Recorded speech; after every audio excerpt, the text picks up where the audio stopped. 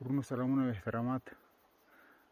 دغه ښکلې منظرې چې تاسو ګورئ دا د اسکمین ولسوالۍ د پنګو سیمه ده او دغه شنې ونې طبیعي ځنګلات دغه نو ډېرې زړه راښکونکې منطقې دي.